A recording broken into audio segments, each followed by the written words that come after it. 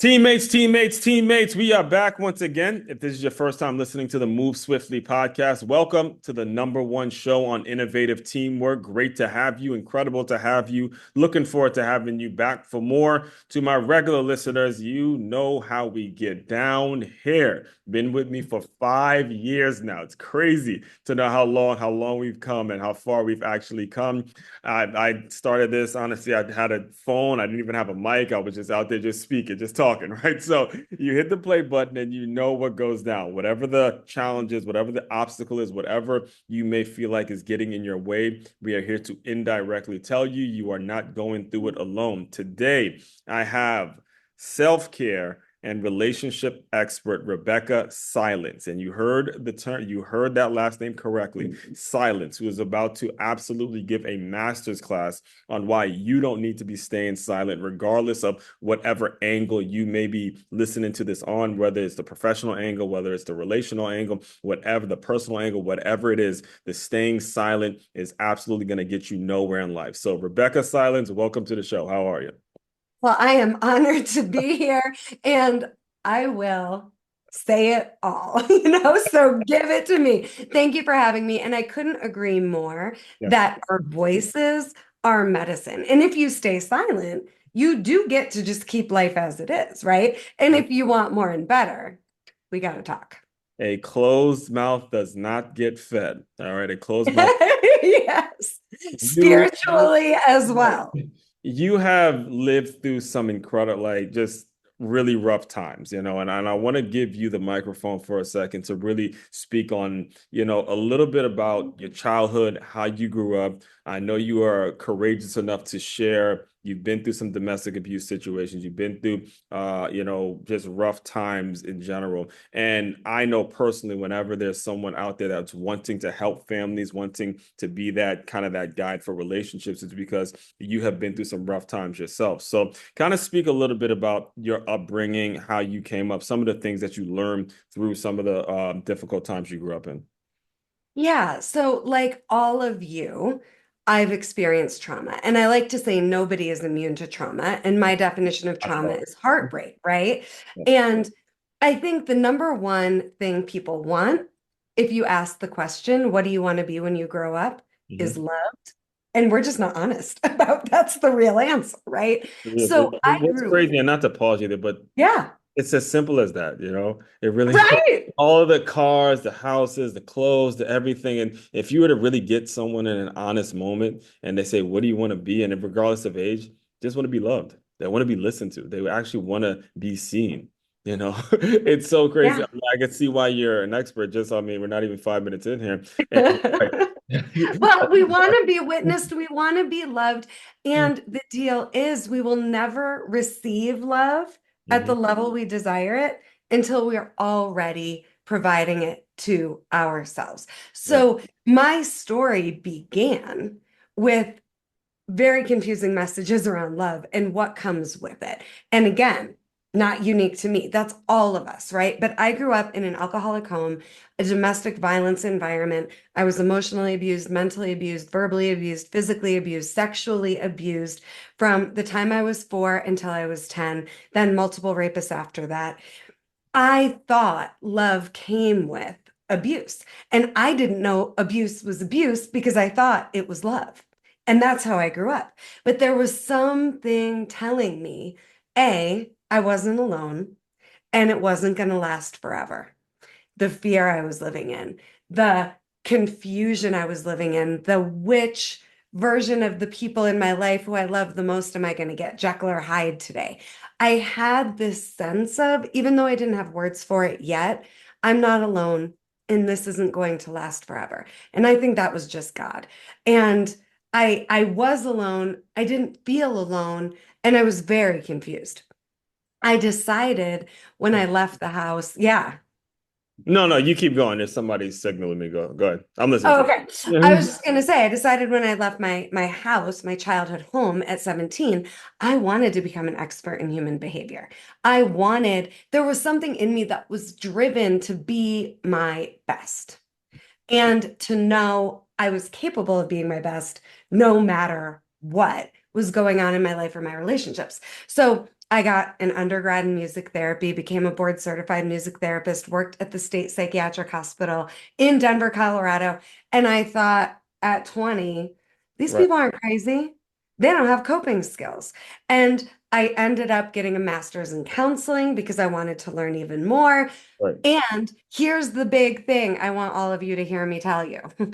Please. Understanding trauma isn't enough to stop the cycle. I had a master's degree with a 4.0 grade point average. I understood. And then I married a guy with the last name Silence, and Right. it became a domestic violence situation. Right. All over again, just like my childhood, understanding isn't enough. You can't heal trauma in your mind. I teach the practice of emotional healing. Right. So for me, it took being very confronted. I'm in an environment I'm used to and that I know, and Mm. that isn't my fault. But this is what I'm a vibrational match for. So if Right. I want to be a vibrational match for better, I got some inner work to do. And if I hadn't had a 2-year-old, I don't know if I would have gotten out, is the honest truth. I didn't have the self-worth to do it for me. But when I recognized I'm repeating history, and I'm not going to be the parent Mm. that allows this environment to be the norm. I got out, Right. kept the name because I loved who I became. Hmm. And from there, I figured out how to actually heal and how to actually create so much of anything that we're committed to, right? There's nothing you can't heal and there's nothing you can't have. And so from here, what I'll say is my greatest testimony that healing is possible. It's Yeah. not all the crazy I've survived. It's the life I have now. And that's the goal. I want you to have a magically delicious life where you're not reactivated and reliving what you haven't healed yet Mm. because you understand it, but you haven't really healed it. Yes. The thing about what you're saying, and as you were talking, I was thinking about the young 4-year-old girl that's going through something that they don't know. And, first of all, much respect for your courage, like I said, to be able to share that. Thank But you. I teach at a group of kids now, a group of elementary school kids, and there are some kids who have been through similar situations. And the thing I notice in them is they start feeling like they're trying to please everyone. Sometimes, when certain things, when these adults do these sick, disgusting things to them, they start feeling like it's their fault. And you can see them express some of the same sentiments that you express, to where they're making decisions, not even realizing that it's an issue. When did you start to really kind of look back at your former self and say that young girl didn't deserve those things? And then on top of that, be willing to share it. I know you mentioned that your son, played a little bit of role in that, but it's if you're going and you get your master's, you go do the things that you think that are going to make you successful, and makes it so you're not going to be in a situation because you have this college degree, you've already done it, you feel like, hey, I've made it, I'm above certain things, but you still ended up going down the same pattern. When would you really give your, like, kind of talk the Hmm. self and say, hey, that wasn't Yeah.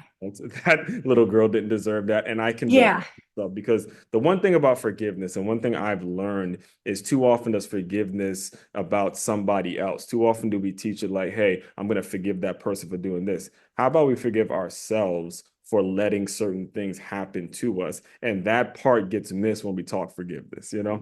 Oh, and let me talk forgiveness too. So I have so much to say here. But Yeah. number one, you never let anything happen to you. Right. Yeah, and that's another thing too. Right? Like, let's Like, just it's squash against. that like a Yeah, and bug. that's another point. It's not even, it's against your will. So even if, and we had a pastor on too, and he said, you always know what's right. There's always the right time to do what's right. And even as a 4-year-old girl, you knew what was right and what was wrong. You knew certain things are, it's just not right. So you're right. It's not something that you let happen. And thank you for correcting me on that. It's actually adults that are forcing that it's just wrong. And it's wrong because the whole thing is set up. It's not, I mean, it's just not what you do to people, period. Right. So I'm going to answer your question in three Yeah, parts. I'm not sure if I even got a question out because I Oh, was, I got it. Like, when did yeah, I the was, 4-year-old yeah, finally get my compassion yeah, exactly. and me reparenting her, right? Yes. But first, I used to be a school counselor, school counseling coordinator for an entire district. I've worked at more schools doing school-wide assemblies on assertiveness training than I can count. Mhm. And you would be astounded. You get this better than anybody. Yeah. That by kindergarten, they already think the first question I ask is, raise your hand if you think something's wrong with you. It Yeah. is heartbreaking. Yeah. They all raise your hand. Then I say, raise your hand if you think you're better than somebody or worse than somebody else. They all keep their hands raised. Yeah. So it starts that young. And you talked about kids trying to please, to avoid conflict. Right. We take on this responsibility. Well, that if I could just be better and love this person better, they'll behave better. And that carries with us into our 30s, 40s, 50s, 60s. I've worked with Mhm. age 4 to 104 in my private practice. Okay. Okay. So it doesn't stop just because you just turned 50, right? Like you Right. have to go into the healing of the inner child, but Mhm. not in a way where we're reactivating your pain. Mhm. That's not the point. It's about taking your power back. Yeah. So the abuser is just as powerless as the victim. Mhm. Nobody else is going to tell you that. The Right. abuser is powerlessly taking their power back. The victim is powerlessly taking their power back. And it's not who we are, it's a consciousness.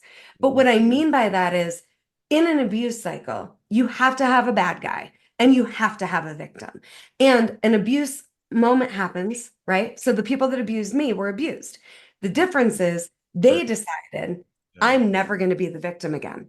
Hurt people hurt people. One. I decided I'm never going to be the one that hurts people, Yeah. right? So the victim, I'm never going to hurt anybody. The perp, I'm never going to be that victim again. Yes. And what they don't teach you is Yes. there's another option called you healed. Mm-hmm. Yeah. Healing is freedom. It is. Healing is you fully expressed, Yeah. you open to being vulnerable and turning the volume up all the way, all the way, all the way, more, more, more on Yeah. the truth of who you are. So, with all that being said, Mhm. when did I reclaim little Rebecca, Yeah. who I've never shared this on a podcast before, but my nickname was Becca Lou. You're on the number I one was show on Becca Lou. it. So this is what we do here. You're on the number one show for a reason. So anyway, go ahead. Becca Lou Echo. needed a strong woman to have her back. And I grew up in a family of women dependent on men. Mhm. And I don't blame them. I don't shame them. I love the women in my family. Yes. But I grew up with some norms that were simply bullshit. And it wasn't until I'm getting out of a domestic violence marriage with my 2-year-old daughter, actually. Yes. And I had nothing. And you know, another thing that most people aren't going to tell you is Mhm. how easy it is to reinvent your life if you want to when everything's fallen apart. Yeah. I Yeah. want you to hear me say you do not need breakdown to break through. You do not need to wait for a crisis. You do not need to lose what you have in the name of taking your life back. I Right. was at a place where I lost everything. My husband, my house, I went bankrupt. My ex-husband had taken out credit cards in my name and maxed them out. I didn't even know about. I had nothing. So I went from a pretty cush life Mhm. to nothing fast, and I chose it. I knew if I left him, I would end up fully responsible for our daughter, and Yeah. I knew I would be financially devastated. Yeah. And for me, I wouldn't be the mom that kept my daughter unsafe. So she was the motivation. And for anybody out there Yeah. that doesn't know how to reclaim your life without losing it all and who doesn't have it in you to do it for you yet, I work with clients every day on these delicate Mhm. topics, subjects. Pick one thing you're living for to keep you going in the moments you don't have it for you. For me, it was my kid. She has the same eyes as me. Yes. And I was the guardian. And at first, it felt like, come on, how do you think I'm equipped for this? She was a birth control baby. I'm like, how Mhm. am I going to do this? How am I going to pull this off? It Right. was one step at a time. So, for anybody out there ready to reclaim your life without any clue how to do it, and if you feel inequipped, you're not alone. It's just one next step and pick something to Mhm. keep you going. So, what happened next was I actually went on an online date and that didn't work out. And then the guy invited me to a seminar on love. And I was like, well, what the hell do I have to lose? So I show up, and my first mentor, she Yeah. trained under Werner Erhard, and she was a badass and, not quite able to live what she taught at the level I think she strived to. But Right. she showed me a form of facilitation to breakthrough that actually healed me. Yes. I didn't know what she was doing. And then now I do it my way. But she helped me see my inner child, reclaim her, Mhm. love her, see her innocence. And it was like I was toe to toe with little Becca Lou. Mhm. And I knew it's going to be up to me to give her the dream come true life she always imagined when it came to family. Because just like how we started, I don't think anybody's answer to what do you want to be when you grow up is Mhm. anything other than love. And I had that dream of family. And Yeah. I decided her and we were going to have it come hell or high water. And so from there, it was just a commitment to removing all my blocks to love and intimacy, all of the parts of me that would rather be suicidal or drink or engage with and indulge my eating disorder behavior. All of the parts of me that wanted to stay survival me, safe and small, haven't gone anywhere, even today. I just go, hey, babe, I love you. Take a time out in the corner because you can't be in charge right now. She's still there, right? The inner child in you is Never going anywhere, but we have to reparent ourselves. And yeah, I had to love me. And I'll share one more quick thing that first coach had me do. right. She had me get naked, get in front of a mirror, and Really. face myself until I loved what I saw. Wow. And I'm a good student. I 4.0 GPA and master's degree. Yeah. I'm going to do the homework. It Yeah. was one of the hardest, most painful nights of my life. Yeah. And I was liberated. And Yes. it was about, okay, scars and all, flaws and all, story and all. This isn't baggage. Mhm. This is what equipped you to be the you that can really make a difference for people. Yes. Well, first of all, again, congratulations for the growth and development. I mean, myself, and I know anyone that's tuning in, whether you're watching visually or you're actually listening to the audio, it's clear that you actually do this every day. You practice what you preach. You talk Every day. every single Thank day, you. every moment, and you don't allow a moment or a day go by where you take life for granted, you take the things that you've been through for granted, and your heart is like it's oozing, you're bursting out with love and appreciation. So again, kudos to you for the work you're doing, but or for the growth and development that you've already had. But one of the things that you have mentioned is your kid, and I don't want it to just get brushed over how important having a kid was for you in terms of healing. And you actually were diagnosed with cancer. You found out during your The pregnancy. second pregnancy. So, yeah, this is one of the kids, the second pregnancy, you find out you're diagnosed with cancer. And I definitely want you to kind of speak on how that moment happens because I've seen people who have been in a lot worse situations who play the victim role, who play the, well, my man ain't doing this. I mean, people like literally who have given up on life, who have not even lived through like a portion of what you lived through, but you were able to somehow take that diagnosis, take that reality, and say, "Hey, all right, here we go again. This is just life hitting me, and we gonna meet it head on. And now look at you, you know." So Yeah. through kind of that day of the doctor, and then how you were able to really come out stronger as a survivor. I wear, all the time. I just actually did an article, but I always wear this pink bracelet because I do a lot of my grandmother passed away because of cancer. So Mm.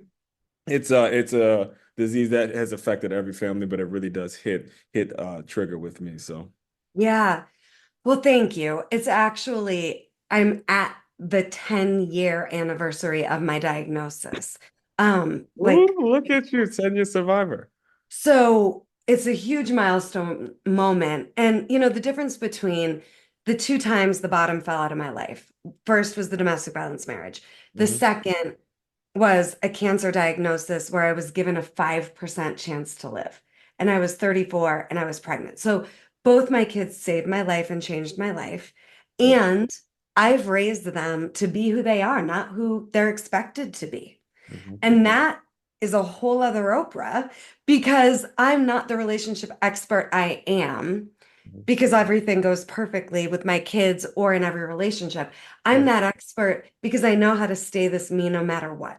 Mm-hmm. And I had to have the best relationship with me I'd ever had when I was coaching a plastic surgeon and his wife, helping them save their marriage. And they Mm-hmm. said, Rebecca, that thing on your arm, that doesn't look good. You need to come into the office at 7 a.m. tomorrow and let us deal with that. Oh my goodness. And I did. That's And how. I was ignorant, right? I thought, okay, even if it's skin cancer, because I had this mole on my arm that was changing. I was 7 months pregnant. Mm-hmm. I'll cut it out and I'll be fine, right? Well, nobody told me melanoma that's malignant. I had the most aggressive malignant melanoma. It's like glacier, it's like cells. And I already had it in my lymph nodes. It spread everywhere. I had no symptoms. Mm-hmm. I had no symptoms. I was thinking everything was great. And I had gotten married a second time. I had a thriving business, 6 month wait list, sell out every retreat I ever do. I was a pillar of the community I was in, on the radio every single week, talking to hundreds of thousands of people. I thought I had made it and beat my past. And then boom, 34 pregnant diagnosis. And I have no family history of cancer. Mm-hmm. It made no sense. So, what happened next is what we all have available to us, and Right. it's simple, it's not easy, was a decision. It was a decision to stay the best of me, to stay the me I'd become. Because I remember thinking, I guess this is going to be the ultimate seminar, How easy is it when my life is perfect on paper to be this me? Pretty easy. Right. How easy is it going to be for me to stay me in the best of me now? Right. Not easy, but is it doable? Yeah. And is it as simple as a decision? Yeah. So the difference was I still hadn't healed my past yet in my first marriage. Right. I had healed. So now the healed me is in charge of the mission called my life when cancer comes. Big difference. And I just practiced what I teach. I teach the practice of emotional healing. And if you want more of like the step by step by step by step, I wrote a book about it. I have a major publisher backing me. It's won a couple of awards. Coming Back to Life, a roadmap to heal from pain to create the life you want is the steps. Right. It's all right here. But it really was about me choosing to stay the best of me and me following the practice of emotional healing. We can't control our thoughts. We can control what thoughts we follow, Right. but we can be emotionally clear 100% of the time. And that's my mastery. And from a place of emotional clarity, you become timeless and you Mm-hmm. have access to spirit and you have access to God, divine guidance, whatever you want to call it. So Right. I got so spiritual when I was sick. I never identified as sick or dying. I Mm-hmm. couldn't hold my baby for the first year. There was nothing I could do. My older daughter at the time said, Great, I don't have a dad and you're going to die. And Wow. I fought. Oof. I lived like I was going to live. And Right. I stayed emotionally clear and sound. My husband would say, I don't know if today I need to take you to the crazy hospital or the cancer hospital. Because I'd scream when I needed to scream. I'd shake when I needed to shake. I'd laugh. I'd cry. I was just like, we are going to be an emotionally clear channel, damn it. Yeah. So I can hear my own voice, so I can know the next right step. And again, it's just about the next right step. And just like in my childhood, I had God with me. I wasn't alone. Mhm. And the next thing that happened was I completely shifted from an achievement paradigm to an alignment paradigm. None of the accolades mattered anymore. And it was about, am I in alignment with my soul and my truth? Right. That ever since has been my only priority and focus. Yeah. So, first of all, shout out to the second husband. It's I got to amazing. give him a shout out because you're speaking from the man's perspective, and I remember actually there was a previous guest I had on, and he was talking about some of his college football playing days, and the coach told him there's gonna be one day y'all gonna wake up, wife is gonna be sick, the baby's gonna be crying, it's gonna be one on the way, and you just got to figure you just got to figure it out. You just got to figure it out. So as you said that, I kind of put Yeah. myself and realized how much more it is than just a physical attraction to someone, how in love you have to be with the person, how much support you have to be doing. This is a lifetime thing. This is not a casual thing. This isn't just leisurely activity. This is a serious thing. And you don't want to walk into something with just a leisure casual element to it, a casual aspect to it. And saying that, and we're going to talk about your book in a second, but when it comes to what you can be taken away, whether you're listening from the business owner's perspective or you're listening from the client's perspective, is authenticity, folks. Authenticity. If you are the person that is trying to develop clients and you're not doing exactly what you said in terms of, hey, this is my divine, this is what makes me genuine. I am not a perfect mother. I'm not a perfect wife, but I'm teaching you how to develop a relationship because I am not perfect and I'm open to it and I'm open to feedback. It was someone you were counseling that just noticed that thing and they cared so much about you to say, I mean, imagine that kind of connection, right? Imagine your client saying, hey, you got to check that out. That's love and appreciation on a different Mhm. level. And you as a client now, when you're looking to work with people, you want to make sure you really vet folks out, vet people out to make sure they're authentic and they're not selling you bullshit. All right, that they really are going through it. So, as you're going through this, when do you actually have time to write a book? When, is it like, is You this, know, just this walk is us what through I'm that saying process. about the practice of emotional Yeah. healing makes you timeless and it gives you so much time back when you're not dysregulated and in fight, flight, freeze and in the let me get here so that I can finally relax because someday never comes. And from the business owner's perspective, I Yeah. cannot emphasize enough what, yes, you're reflecting back about what I said just one more time for everybody's nervous Yes, system. please. The Yes. more aligned you are and honest you are, and consistently you are, Yeah. now you're not confusing, and now you're someone worth following. And my Ooh. community rallied around me. My business did not skip a beat. I still to this day do not know how that's true. They did best ofs with my radio show and it didn't stop. And the second I was ready to go back to work, we had a retreat sell out overnight. And I had been me. Mm-hmm. People didn't know the version of me they were going to get post cancer. I Right. came in hot and next level, and I've been ever since because it used to be about me helping you get your achievement goals. Mm-hmm. After cancer, it was about you knowing you, loving you, trusting you, Right. focused on what honors, respects, and takes care of you in the pursuit of your dreams, right? Whole next level. Mm-hmm. But the book, I couldn't get it out of me fast enough.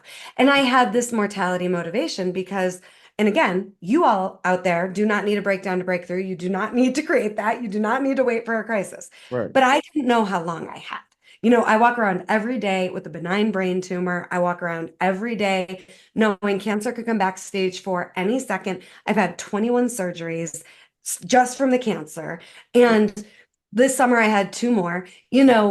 I needed to tell people healing is possible. It isn't promised. And here's what healing really is emotional freedom. And here's how to get there. Because I knew I'm here on divine assignment and I have no idea how long I've got. So I would just write when I could. And it took 3 years. And I did 2 projects at the same time. I Right. wrote Coming Back to Life and I produced my emotional survival kit course. And between both of these products, it's Right. everything you need to heal generational trauma, to revolutionize your life, to be free and the best of you no matter what. And I just, every chance I could, I wrote, and sometimes it was the course and sometimes it was the book. And then all of a sudden, I had a manuscript and I got introduced to a woman in publishing that looked at it and said, "Give me a book proposal. This is Right. publisher worthy." Right. And I just, what I would do is I would go every once in a while. I did it like 5 times. I'd Mhm. go to a hotel for 3 days. I'd listen to Lil Wayne. I'd plug into God and I would just go. Yeah, that's a Lil good. Wayne is the soundtrack for Coming Back. And Yeah. I just wrote and wrote and wrote because that's how I do. I go in bursts. And when the woman said, "All right, I need a book proposal," I did it on a Sunday. And I had an agent 4 days later and a book deal 2 weeks later. That is amazing, and I have to. I mean, there's so much we could go down that rabbit hole or talk about in terms of just being an artist and being a creator and all that. But before we get there, I want to give you the opportunity as well to speak on the people that come to you and you're like, look, you're making too many excuses. Have you ever run into a situation? Because I could see someone like you who's been through what they've been through, but you're hearing people who have excuses of giving up. You're hearing people that kind of are coming to you and they will, hey, just fix my life, fix my relationship, just fix everything. I paid you, so just like, do you ever run this to a situation where you have to turn folks away because they're making two excuses? And I want to make sure you're on the record saying, so if anyone's listening in, they know you're not a miracle worker. You're someone that is going to Yeah. require a great deal of work and things like that. I'm not an easy coach, Yeah. but I'm really good. So there's no case I haven't cracked. Yes. None. And I will help you heal the thing that you think it's impossible to heal in terms of heartbreak, right? It's always about heartbreak. And sometimes you're aware of it, sometimes you're not. Sometimes you think you've already done all the work. But I always say, until you worked with me, you haven't, right? And I still work with people at a VIP private practice, one-on-one, direct access to me level. Yes. And I turn people away often. And what I'm looking for, all right, there's three Okay. different ways to Yeah. approach healing. Hmm. Number one, I'm not interested. So obviously that's not going to be somebody I would work with, right? Because if you're not interested, I love you and I have a therapy background and I'm a coach Hmm. and there's nothing I can do if you're a closed door. Yes. The second thing is I want it, but I'm not ready to commit to it. Hmm. And that commitment is about who you would have to be. It's not about what you would have to do. Right. So if you want it, it's not enough to change your life. Understanding isn't enough to change your life, and wanting it isn't enough to change your life. And when I'm talking about changing your life, I'm talking about how you feel. I want you to you can be the best of you, you can feel how you want to feel, and that means you can have whatever experience you want to have, no matter what's going on around you. I found so much peace in the face of cancer. I could be healed, free, joyful, appreciative, honoring that I'm still here, grateful, all the things. Hmm. And the scenery was horrible. And I don't want it to have to get to that point for people. But the goal is if you're the person that wants all of the full human experience, Yes. if you want the most out of your one precious life, and you're committed to being the person it would take to have that, I got you all day. And I'm not the savior. You're the hero in your story. You're not a victim. You don't need a rescue. And I will have empathy. I've dealt with so many crazy cases that people have been to therapy for decades to try to deal with. And they come to me and in one session, they're like, where have you been? But Right. I'm just bringing you back to the best of you. Hmm. And here's another thing people aren't going to tell you. You do not wake up one day and know who you are. No. You wake up one day and know you're in survival. And then it's a bitch to reinvent the version of you could be that you wanted to be. This me, I created, and Right. it's genuine, but I had to design her. Right. And people don't tell you that's the work. So if you want to say yes to reinventing your life, my clients say yes to Right. reinventing their life. They're committed to their life. They're committed to their impact on humanity. And they know Hmm. their most healed impact is the best gift they can give the planet, right? And that's what I say, the world needs you healed so Yes. you can make your difference, and not everybody wants to do it. So I coach like the emotional billionaires, right? Like the 1% of the 1% that care about personal growth. Yeah. And that's well, actually, that's how it's set up though. I mean, the ones who do reach that 1%, they care. They care so much. I mean, it's not just they woke up one morning and then they're rich. No, they actually care about their personal and professional development because it's so much in alignment. And myself as a person, I live out here in West Palm Beach. I see it every day. I see it all the time. I see a lot of people that come in and out, and you never really know what's going on with a person. And one of the things that, and I'm going to be respectful of your time, but one of the things that I have personally has bothered me even to this day is the way it starts to affect kids. When Yes. when kids are seeing us adults that are acting crazy, we're actually are recording this on election day, folks, and the amount of dirty politics that have gone on. I'm not even gonna bring up too much politics here today because there's gonna be enough of it throughout the day. But the way grown adults have just been so low and going after each other, when it comes to raising your children in this world, that it kind of thrives off the negativity. People make money off the seeing one person going after another person, the name calling, and it's so unavoidable for kids. What are some of the things you're able to do maybe to I guess help them shield them a little bit from it, or kind of not let it affect them too much to where eventually they know they have a mom that loves them, they have a dad that loves them, they have a safe place to where Yeah. they don't have to, they don't have to engage in so much negative behavior that seems to be what gets results. If a kid growing up right now, my niece and nephew growing up right now, what they're seeing is negative, name calling, just being an asshole is going to get me results.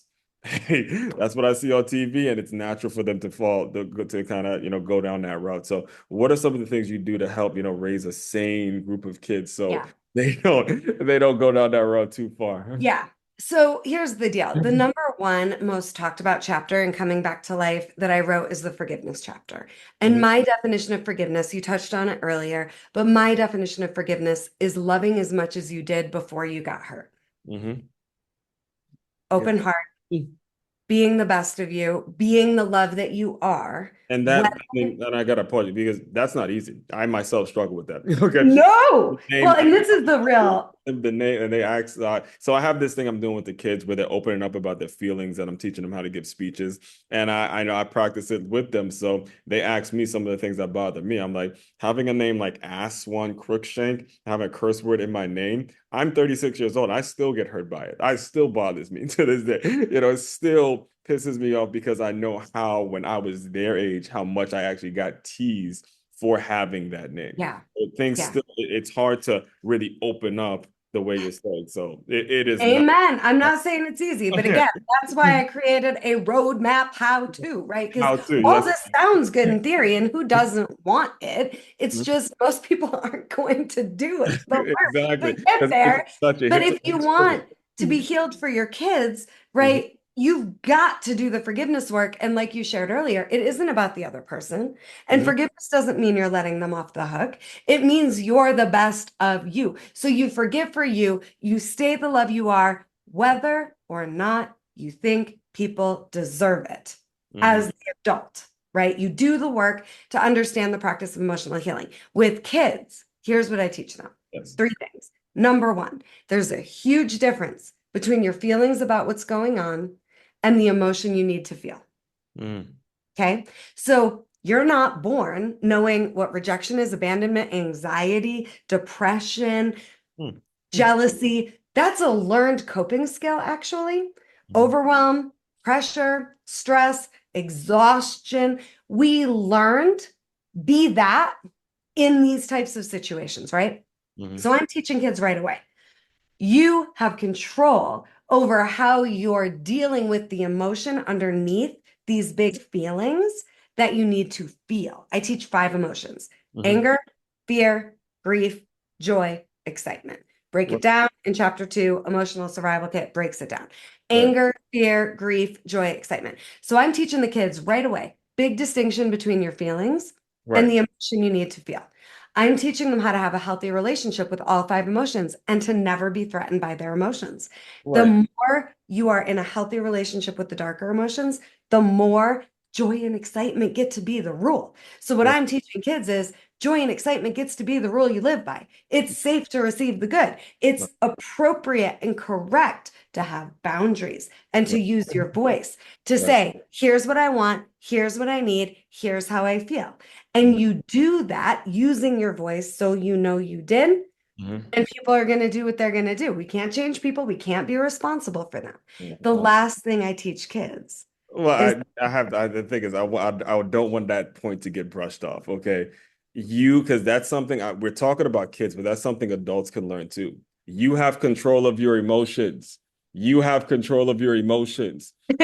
Actually have control of how angry you get, how much joy you have, how excited you get. You personally do not have to let your emotions take control over you.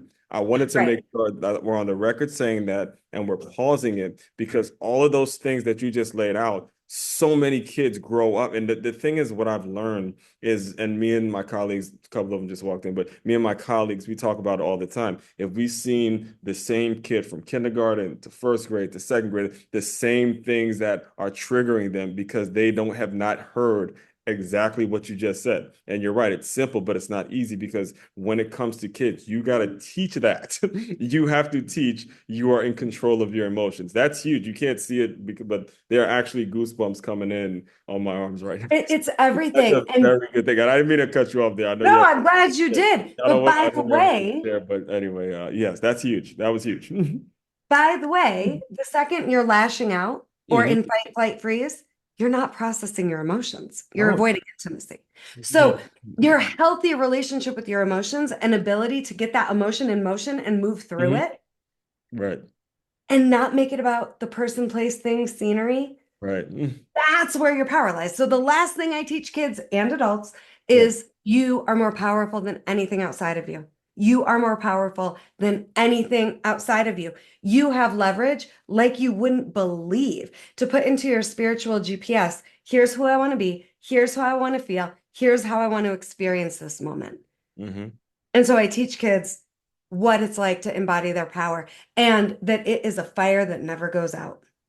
1000%. Yeah. And the thing is, I'm in the middle of this project with him, and it's so amazing, Rebecca, to see how. So I started it off by having them just write down their feelings, like just write down the things that trigger you, because we wouldn't know as teachers, your classmates aren't going to know if we say something to you. And it started off with this one. I'm thinking of one kid as we're talking. He started crying as he was just writing things down. I'm like, look, eventually you're going to have to share it. It's not going to be easy, but if we don't know, how exactly are we going to avoid it? So today, we started this a week ago, about maybe a little over a week ago. Today, he dropped his note card and he gave a 3 minute speech just off the cuff and speaking on the things and started asking questions, moving around. And you could see like in that 3 minutes how it started paining him to say, I don't like when people call me fat. I don't like being called this. My dad wasn't here, but I know, has anybody else deal with that situation? And that's when, some of us raised our hand and we related to each other.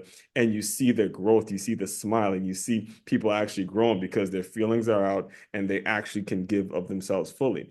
And what she's explaining to you guys is there's no age limit for when that can happen. This particular kid I'm talking about is in fourth grade. But when that thing opens up, it is like an open highway because you start realizing as a kid where you got the power. Listen, Yeah. there's no telling that young man or woman just like you, they can't go to the moon and back. There's absolutely nothing in their way when they realize that, like one of my favorite verses, Colossians 3:23, you're doing their work onto God. They're not doing their work onto men. They're not doing their work onto a human being. They're not doing their work for the approval of a human being. They're doing their work for the approval of God, the Almighty, the person. That's who they have to answer to. Come on now. We going to church. We going to Back to church, Rebecca. themselves.